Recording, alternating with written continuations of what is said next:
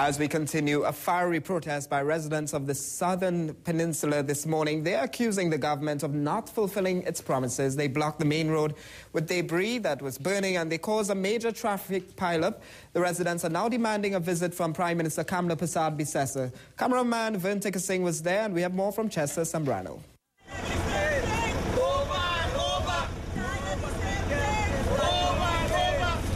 A list of problems facing communities of the southwestern peninsula, ranging from a lack of proper health care to poor road infrastructure.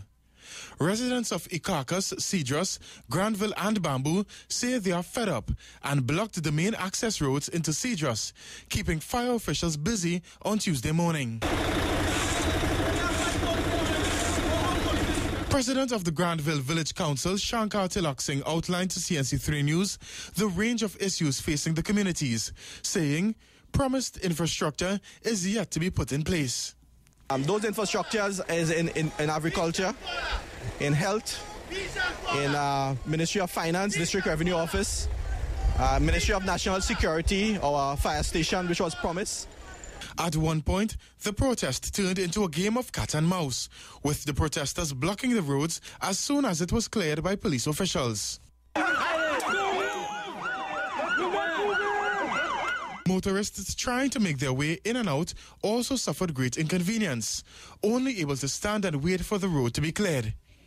More police officers would be called in to quell the situation, but it was not to be, as some protesters like this man only sought more fuel for the fire. The residents lashed out at the MP for the area, Paula Gopi-Skoon, and asked for a shadow MP to represent them. And this resident even making a demand for the Prime Minister to intervene. And within this week done, you have to come to Cedros. We don't want no MP come Cedros again. We gotta come in and fooling us. Mr. Khan come and say, we'll get a hospital when? We'll get an ambulance. Christmas coming in, we get it as a gift. We don't want it.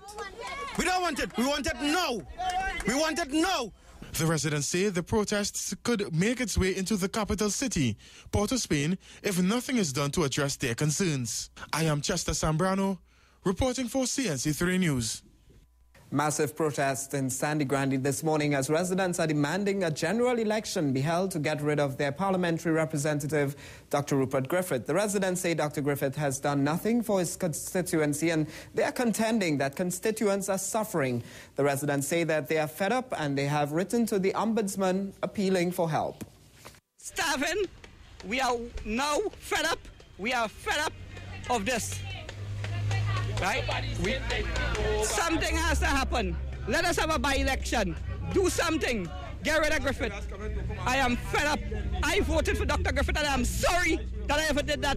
Emotions ran high in Sangre Grande on Tuesday. This man reduced to tears. He told CNC3 News it's been years since he's had a job, and despite appeals to MP Dr Rupert Griffith for help, nothing has been done. Scores of residents gathered outside of the Toko Sangre Grande constituency office saying that they too are also in the same position. The whole of Grande balance all about course. We need action here. The youth need work. We don't know URP work.